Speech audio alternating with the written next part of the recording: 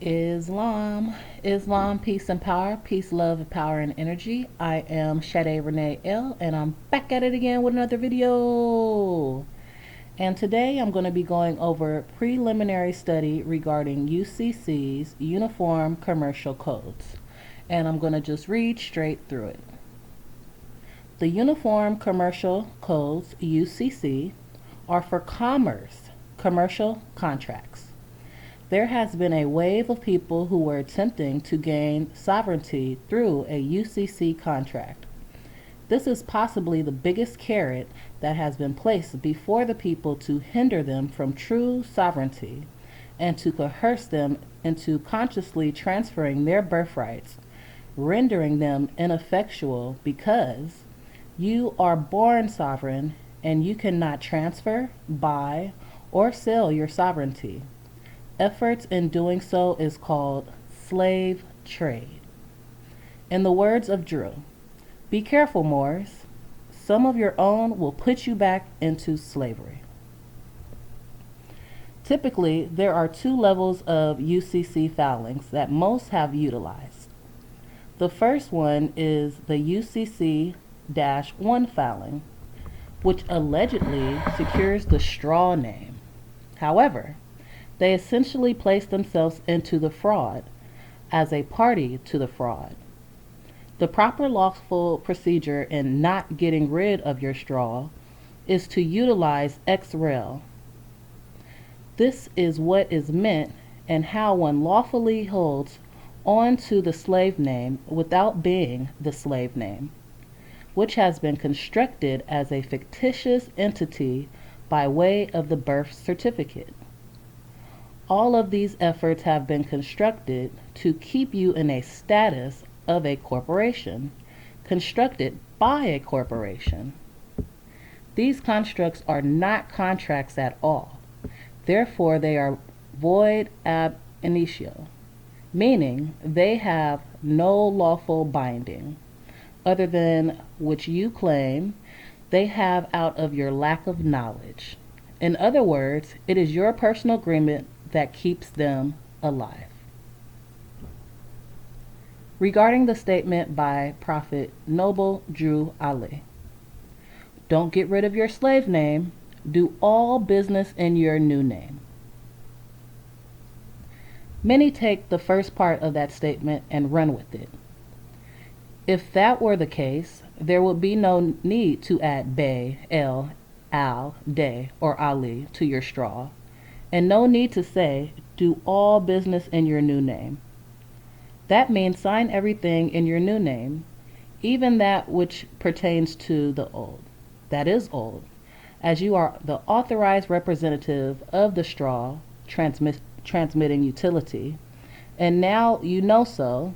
Thus, when you are in your proper person and have corrected the name, you have effectuated non pro tuck, meaning now for then. The straw has always needed someone to speak for it, and if you don't, they will, as they have been doing in your ignorance of the fact. When you add your title to your straw, it immediately places you under the protection of your Moorish nation. By adding any of those titles, you have effectively corrected your name, and are instructed not to do business with your old name. Do it with your new name. As you develop, you may unfold into a spiritual attribute, and you could have many appellations. An attribute describes, and since you cannot have a name, you do have an appellation. That is why you corrected the name, as names are for corporations. You now acknowledge the straw as the fraud that has been perpetrated upon you by them. Therefore, continued use of it without the use of ex rel is admitting to the fraud. The UCC-3 filing is where people list their property and themselves as the first lien holder of the said property. The truth is, they are not the first lien holder because they are usually still paying for the property and being taxed by the corporation in such a way that if they miss one payment, the property is taken away. To own property free and clear of liens is to have allodial property. The Constitution protects your rights to be secure with your property, so you don't need to use a UCC filing for that. Mortgage means dead promise, and that is exactly what it is. You never own it, because even after you have finished paying the mortgage, if you pay to if you fail to pay the fraudulently imposed taxes, they will take the property from you. You must have or create an allodial title in regards to allodial property. The mortgage companies are nothing more than the third party, acting as a trustee for what is your estate in the first place. UCCs are in regard to contracts. Therefore, it is good to know them and to know how to contract.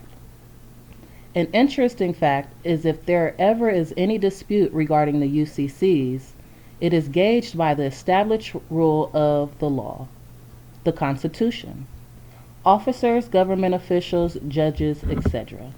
take an oath to uphold the Constitution. They do not take an oath to uphold the UCCs. To have any dispute brought to court, the contract or law in which you have violated must be produced, and then remedy is sought after. When dealing with UCCs, you are dealing with contracts. Therefore, first, there must be a contract in place. Is there? The section of the UCC that governs contracts, securities, etc. is Section 8. Most people don't know this, and they focus on Sections 1 and 3. However, there must first exist a contract. Upon review, you will see that there is no valid contract. However, all those who make these UCC agreements are making a contract and binding themselves when they weren't bound before. As well, they are doing so in supposed conscious political and social status and state of mind, which makes it even worse. In other words, you are being seriously laughed at, while those you paid a filing fee to get are getting their pockets fat. It is pretty obvious and accurate that the UCCs have been a carrot that has not shown the desired and lasting effects one hoped for. You must recognize who government, corporation, state you are contracting with to hold and protect your property. You ought to know you are not the first lien holder. Some may have utilized the UCCs and gotten what appears to be success, which was fleeting. They simply have changed the game. In fact, not long ago, after many began contracting their birthrights away, they changed the index of UCC 2-103 and 1-201. They changed one of them to 1-308. See what I mean? Since many were signing 103 and 201 and never read or knew what either of them really meant, they didn't know the difference and would follow a certain demise. In short, or lawman's term, one of them meant you will not enter into any contract that is not in harmony with common law, and the other that you will not enter into any contract that has adhesions and is not in full disclosure. These UCCs were only used as signatures for the purposes of bringing any contract back to the Constitution and law. Thus, the use of them was safeguarded to that end. The Constitution does not interfere with anyone's right to contract. They cannot change the Constitution, which is the very thing that gives them authority, a limited authority at that. This is why we have all been instructed, divinely instructed, to enforce the Constitution. It is the supreme law of the land, not the UCCs. This is also why they steer you away from it, because they are bound to it, unless you wish to, and willingly enter into a contract being the operative word regarding commerce, and that is the purpose of this article, to let you know that you have the right to contract however you wish. However, be careful. And remember that your sovereignty is not for sale. It cannot be bought, sold, or transferred. It cannot be. There are groups who are instructing people to first claim their nationality and then rape themselves and their properties in UCCs. They seemingly advertise this activity. Take notice that first they want you to claim your national status, which, as a national, is the highest ranking status in the land, and status is the first issue at law. Then they ask that you demote your status by transferring it and securing it in a UCC commerce contract. How do you gain sovereignty that you were already born with? A better question, how do you lose sovereignty you were born with? Maybe you thought you were securing things, yet the Constitution already secures your property, Article 4. Everything we thought a commercial contract would protect and secure is already done in the supreme law of the land. Why not follow it? Clearly, there are true criminals abound who are trying with all of their might to make sure you do not find your hidden treasures, your lost estate, which is secured in the Constitution, as established in the supreme rule of the land. If you actually have property, it is already secure.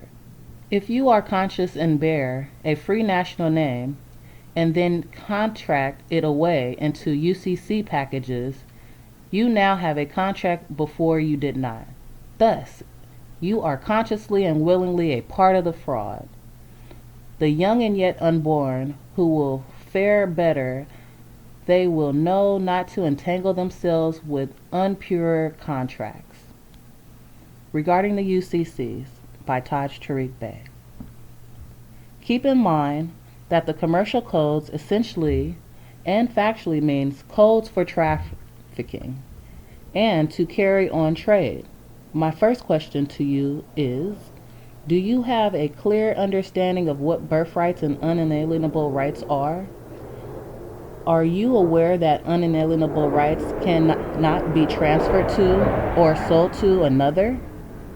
Commercial codes did not become uniform until about 1968, with Texas State Republic officials bowing to pressure and agreeing to play the state of Texas fraud game of commercializing or trading the natural people's rights in collusion with the other compromised state officials and politicians.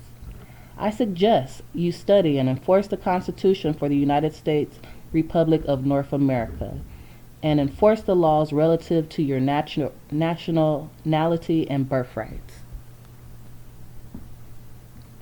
Also keep in mind that the Constitution for the United States of America is the supreme law of the land, and it is derived from ancient Moorish jurisprudence. U.S. demo politicians, educators, and many other corporate persons operating at North America are members of the demos and subversities and against the Constitution, having no allegiance to the Republic. They do not want you or any other aboriginals or citizens to be cognizant of this binding fact. Verily, many of the officers of the various ministerial courts, tribunals, not constitutionally sanctioned, are treacherous racketeers who are working together with others to rob and to steal from the natural people. They are using their bought and sold seats in the government to enforce fraudulent private color of law and systematically connive to substitute the supreme law of the land with their foreign corporate policies and ordinances. This is at the root of most of the common people's economic problems and the current lack of due process railroading that is used to feed the penal industry. Many of the politicians and judges of the ministerial courts have invested interest in these profitable domestic POW camps, prisons, and jails. These anti-republic institutions and the colorable acts of these officers are constructed to cause injury and to place their fraud-based and non-substantive implied contract originating debts upon the natural people. Now that they, European occupiers, are aware of the natural people becoming aware of the truth about nationality and birthrights, some of them have been promoting the use of the Uniform Commercial Codes, UCCs, as a remedy for attaining sovereignty. Logically, anyone and everyone should be educated in the areas of contract law, due to the fact that we contract every day in some form or another when we are interchanging with others. However, I will remind you and others to recognize the integrity of the nation, that the sovereignty that many of the Europeans are arguing over is not their own, but is actually the sovereign rights of the Aboriginal and Indigenous Moors, whom the Europeans have colonized and usurped. The misrepresenting Europeans are debating among themselves with their corrupt rulers, who have, in cabal with them, robbed the Moors of their lands and of their birthrights. This land, Africa/America, is not Europe, and the sovereign powers over the land and the resources are not theirs, and never was theirs to possess, nor claim jurisdiction over. Their claims are all of corporate fiction character, artificially created on paper and fraudulently propagated to the world. Their success has root in blind faith in fiction altogether. The present fiat corrupted, fake economic political conditions, the defrauding of the people of the United States and the world, etc., arises from their foul and tricked inquisition policies. They know this and work diligently to keep these Masonic secrets from you. The rightful heirs. Their inner working conflicts over our silver, gold, and commerce reflects a truth that the divided and conniving thieves among them are bickering over ill-gotten booty and prize spoils, and are seeking moral arguments over escheated hereditaments. Let this first be made clear to all Moorish Americans. This is your lost estate. The land, the gold, the silver, and the commerce belong only to the true primogeniture heir citizens of the land, and to them alone. Nationalize. As for the U.C.C.'s, know that Section 8 and Section 2 relates to those important aspects which govern securities. Most of the people who sell UCC packages to the unstudied among us usually fail to emphasize this important fact. They will usually put highlights on Section 1 and Section 3. However, always remember this. A UCC1 is to be filed only by one in commerce already has a valid contract in the first instance. If this is not the precondition, then one has just created the jurisdiction of commercial trade of self personam jurisdiction, which is not the intended outcome of the chosen UCC initiated action. In due course of time, all instruments built upon the fraud must fail. Declare your nationality and enforce the Constitution. The seller gets your limited energy regulating bookkeeping certificates, fiat, and the corrupt corporate state operative get windfall profits and filing fees. Tell me now, who has the advantage? Nationalize. Study all aspects and implications of its political and social remedies. All right, and that is the end of the preliminary study regarding UCC's Uniform Commercial Codes. And I hope you guys enjoyed it. Please continue to study. And once you're finished study yourself. Drink lots of water. Again, I am Sade Renee L. Thank you for tuning into my channel. Energy, energy, energy. And until next time, peace and power. Islam.